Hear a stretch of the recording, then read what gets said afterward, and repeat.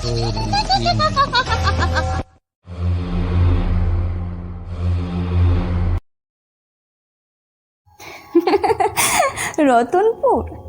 সে তো অনেক দুর্গ, যেতে যেতেই রাত হয়ে যাবে, পৌঁছাতেই পারবে না। তাহলে গ্রামে কি কোথাও থাকবার জায়গা আছে? এখানেই থাকো না। সুরনাথ চমকে যুবতীর দিকে চাইলেন। যুবতীর দৃষ্টিতে দুরন্ত আহ্বান, আরো কত রহস্যময় ইঙ্গিত। সুরনাথের বুকের মধ্যে রক্ত তোলপাড় করে উঠল। 3 দিন পরও যখন সুরনাথ বাবু ফিরে আসলেন না, তখন পোস্টমাস্টার পুলিশে খবর দিলেন। পুলিশ খোঁজ নিয়ে জানতে পারল সুরনাথ বাবুর যে অফিসগুলিতে যাবার কথা ছিল সেখানে তিনি যাননি। পুলিশ তদন্ত আরম্ভ করিল। 7 দিন পর সুরনাথকে পাওয়া গেল। বাঁদিকে রাস্তার পাশে ঝোপঝাড়ের মধ্যে তার মৃতদেহ পড়ে আছে। মৃতদেহ দেখবার পর পুলিশ অফিসার ভীষণভাবে ভয় পেয়ে চমকে উঠলেন। সুরনাথের দেহ থেকে কে যেন সমস্ত রক্ত চুষে নিয়েছে।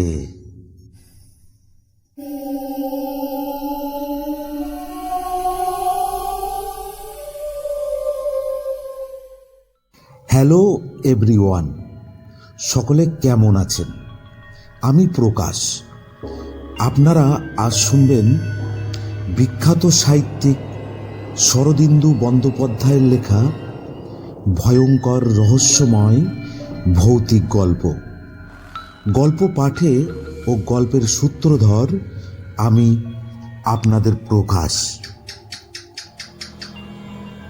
প্রধান চরিত্রে সুরনাথ এবং কামিনী। কামিনীর ভূমিকায় অভিনয় করেছে পপি। সকল বিষয়ে সহযোগিতায় তিতলি। আমাদের গল্প শোনার পর যদি ভালো লাগে তাহলে আমাদের YouTube channel story in 003 subscribe করে আমাদের পাশে থাকুন এবং লাইক কমেন্ট করতে ভুলবেন না। আপনাদের দেওয়া একটি কমেন্ট, লাইক আমাদের কাছে ভীষণ ভীষণ মূল্যবান। আর কথা না বাড়িয়ে শুরু করছি শরদিন্দু বন্দ্যোপাধ্যায়ের লেখা ভয়ঙ্কর রহস্যময় গ্রাম বাংলার ভূতের গল্প কামিনী।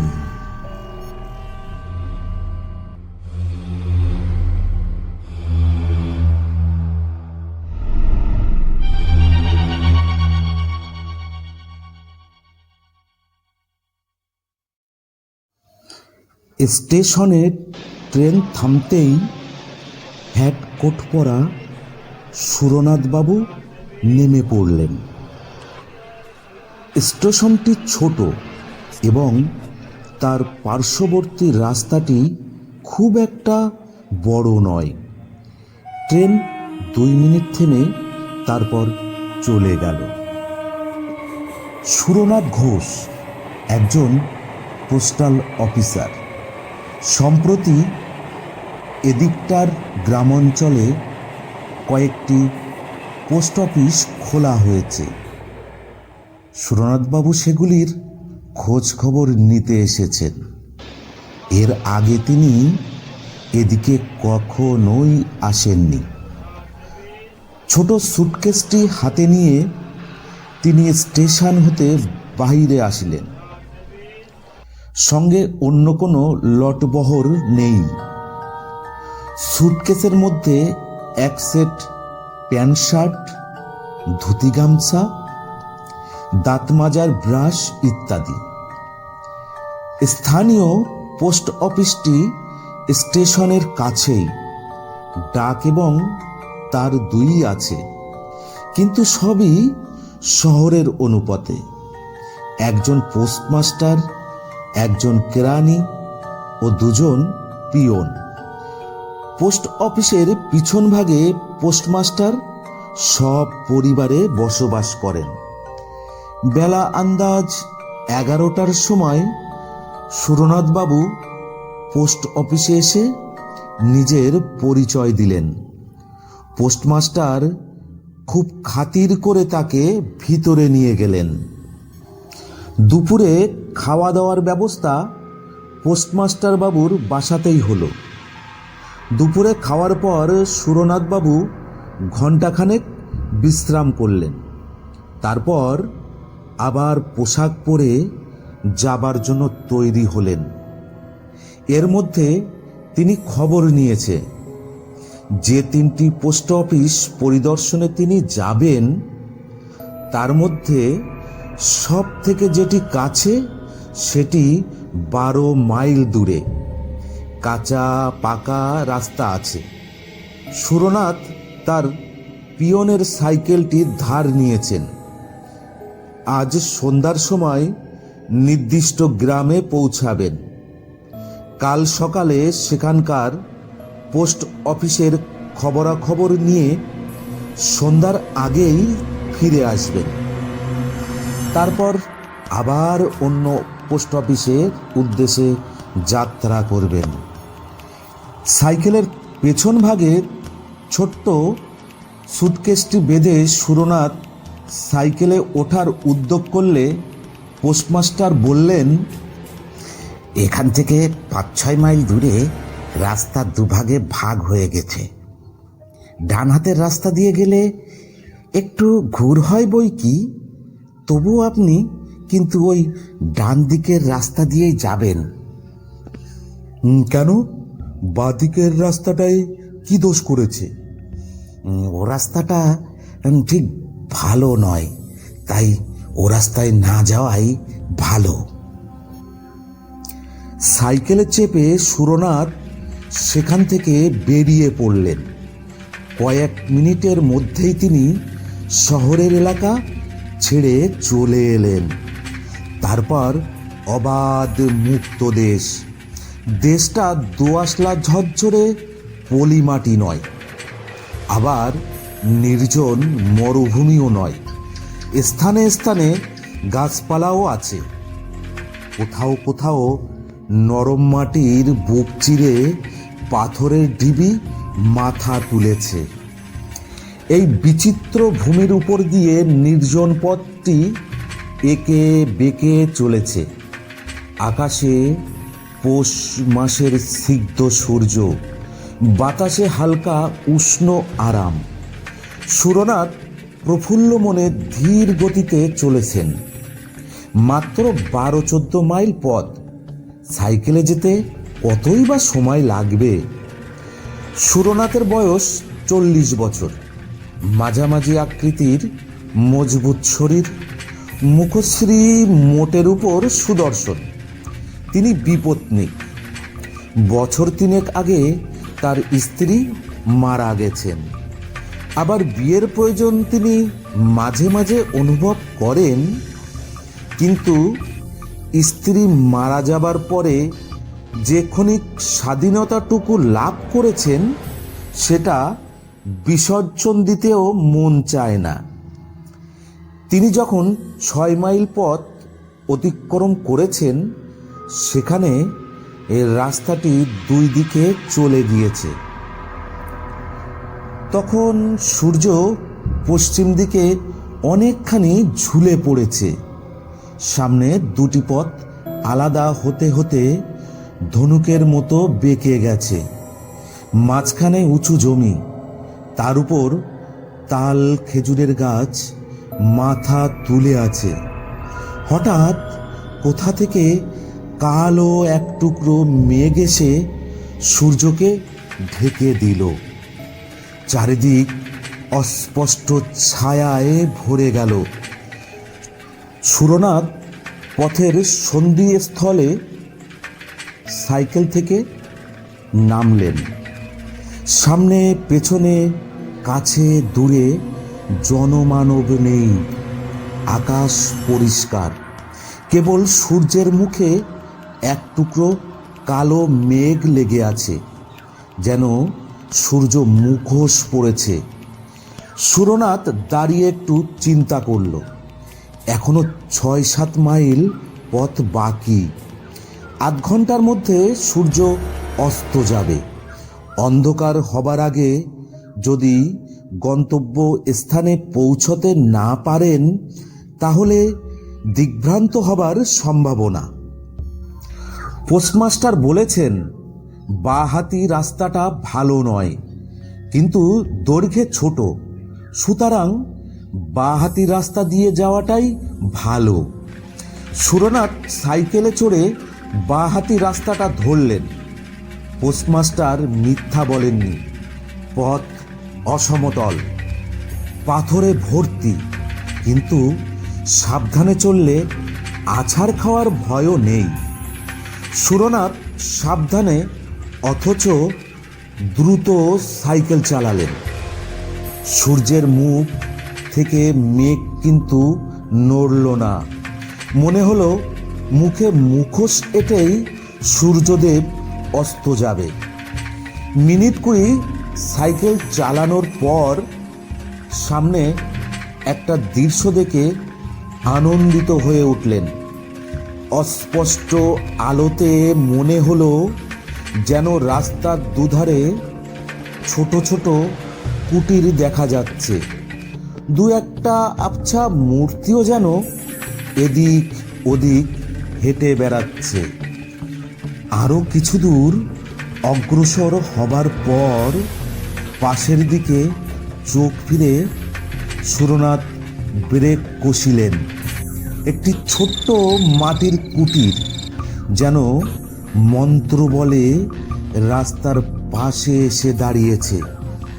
আশেপাশে অন্য কোনো কুটির দেখা যাচ্ছে না। এই কুটিরটি যেন গ্রামে প্রবেশের মুখে প্রহরীর মতো দাঁড়িয়ে আছে। সুরনাথ রাস্তার ধারে যেখানে সাইকেল থেকে নামলেন, সেখান থেকে 3 গজ দূরে কুটিরের বারান্দায় খুঁটিতে ঠেস দিয়ে এক যুবতী বসে আছে। সুরনাথের চোখের সহিত তার চোখ চুম্বকের মতো আবদ্ধ হয়ে গেল। গায়ের রং মাজা পিতলের মতো, দেহে যৌবনের প্রাচুর্যে ফেটে পড়ছে, মুখমণ্ডলে টোল খাওয়া, মাথায় অগোছালো চুলের প্রান্তে একটু তামাটে ভাব, চোখের তারা বড় বড়, পরিধানে কেবলমাত্র একটা কস্তাপার শাড়ি, শরীরে কোনো গহনা নেই। সধবা কি বিধবা কি কুমারী বোঝা যায় না। তার দিকে কিছু সময় তাকিয়ে থাকলে মনে হয় যেন আগুন রাঙা চুল্লির দিকে তাকিয়ে আছি। হ্যাঁ গা, তুমি কোথায় যাবে গো?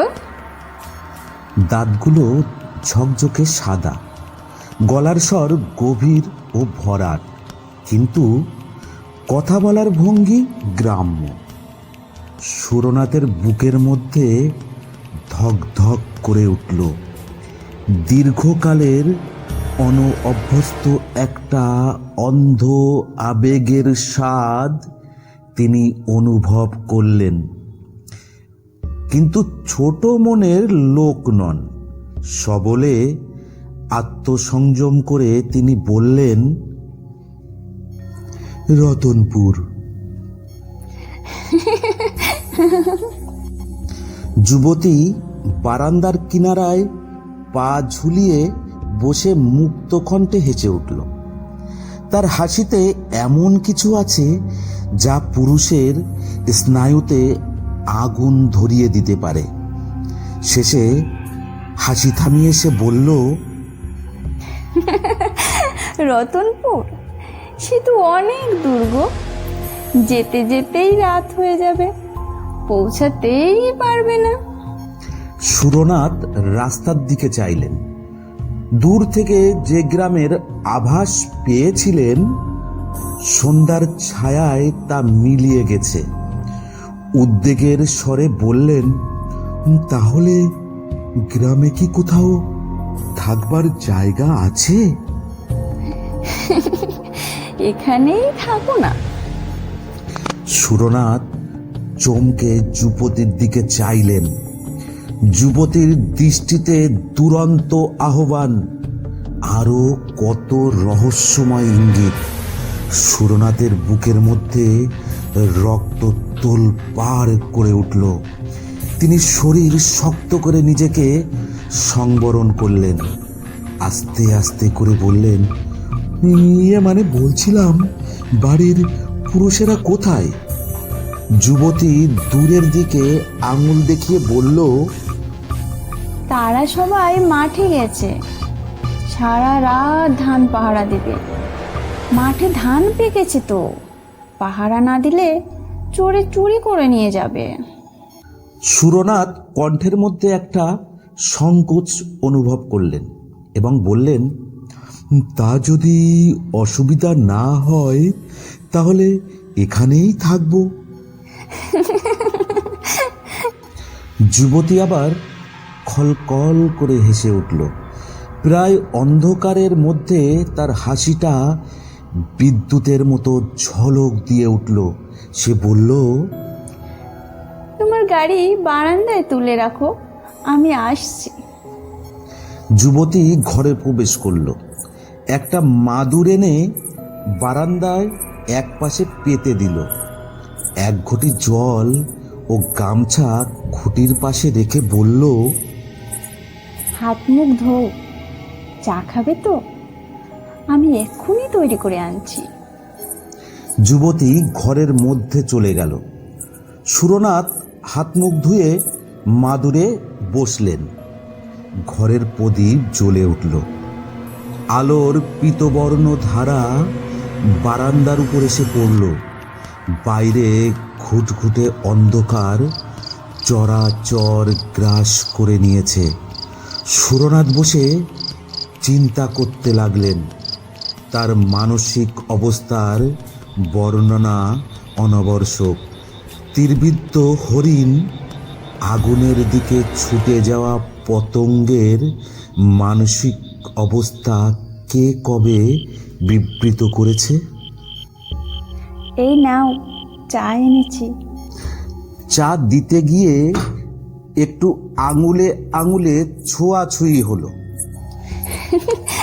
আমি রান্না চড়াতে চললুম। সুরনাথ ক্ষীণ স্বরে আপত্তি তুললেন, না না, আমার জন্য আবার রান্না কেন? ঘরে মুড়ি মুড়কি যদি কিছু থাকে তাই খেয়ে শুয়ে থাকবো। ও মা, মুড়ি মুড়কি খেয়ে কি শীতের রাত কাটে গো?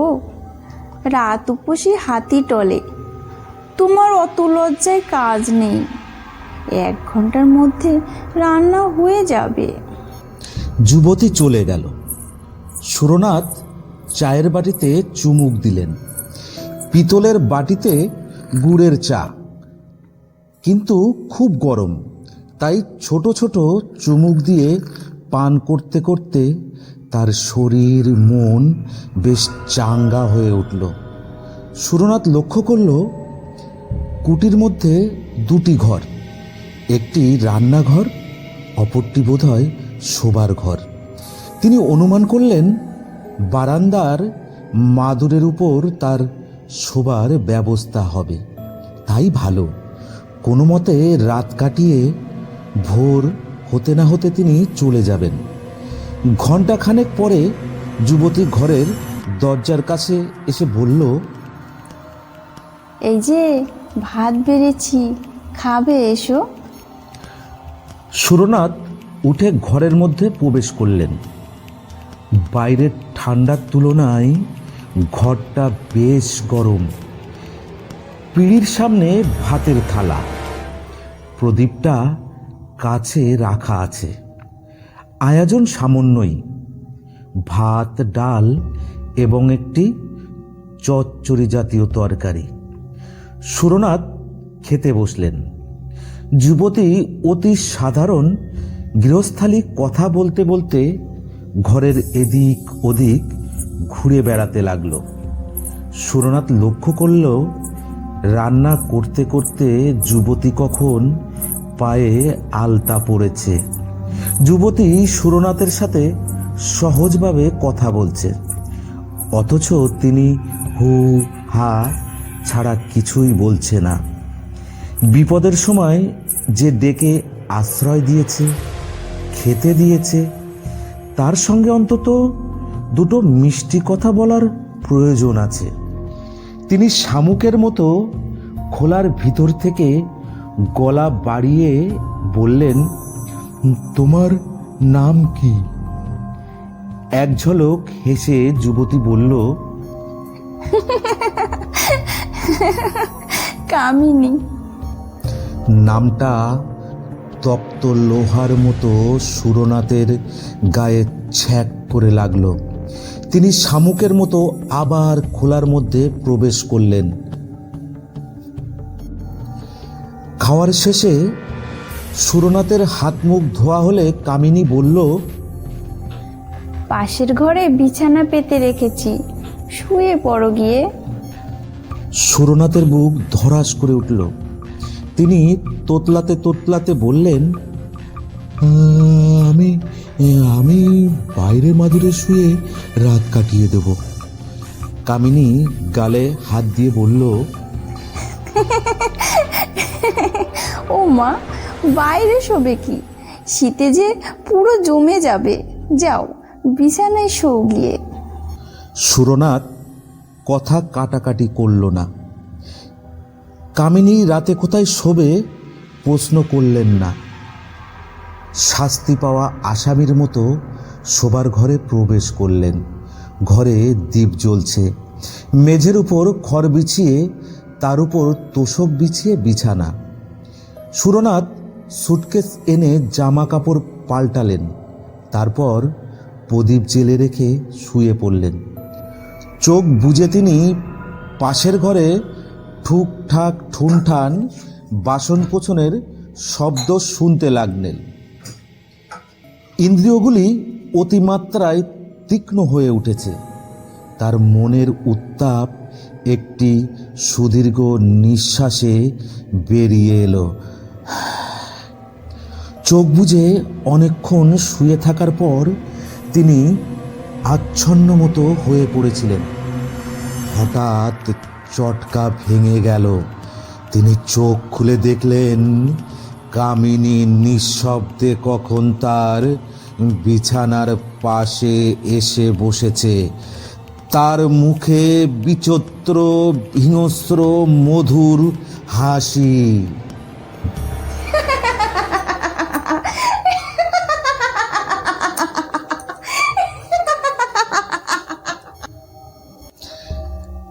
তিন দিন পর্যন্ত যখন সুরনাথ ফিরে এলেন না, তখন পোস্টমাস্টার বাবু উদ্বিগ্ন হয়ে উঠলেন। কেবল সুরনাথের জন্য নয়, সেই সঙ্গে পোস্ট অফিসের সম্পত্তি, সাইকেলটিও গেছে। পোস্টমাস্টার পুলিশে খবর দিলেন। পুলিশ খোঁজ নিল। সুরনাথের যে তিনটি অফিসে যাবার কথা সেখানে তিনি যাননি। পুলিশ তখন রীতিমতো তদন্ত আরম্ভ করল। 7 দিন পর সুরনাথকে পাওয়া গেল। বাঁহাতি রাস্তায় একটিও কুটির নেই। সেই রাস্তার পাশে ঝোপঝাড়ের মধ্যে তার মৃতদেহ পড়ে আছে। সাইকেলটা কাছেই মাটিতে পড়ে আছে। তার পেছনে সুরনাথের সুটকেস রয়েছে। সুটকেসের মধ্যে জামা কাপড়, সাবান, মাজন সবই মজুত আছে।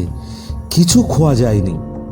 সুরনাথের দেহে কোথাও আঘাতেরও চিহ্ন নেই, কিন্তু দেহটি প্রাচীন মিশরীয় মোমের মতো শুকনো ও অস্থি চর্মসার হয়ে গিয়েছে। যেন রক্তচোষা বাদুর দেহটাকে চুষে নিয়েছে। পুলিশ হাসপাতালে লাশ চালান দিল। পোস্টমাস্টার যখন সুরনাথের মৃত্যুর বিবরণ শুনলেন, তখন তিনি আক্ষেপে মাথা নেড়ে বললেন, আহারে, ইস, ডাইনের হাতে পড়েছিলেন। কামিনী ডাইনি এখনো তল্লাটে আছে। মায়া বিস্তার করে বেচারিকে টেনে নিয়েছিল। আমি সুরনাথ বাবুকে সাবধান করে দিয়েছিলাম, বলেছিলাম বাহাতির রাস্তাটা ভালো নয়, কিন্তু উনি শুনলেন না।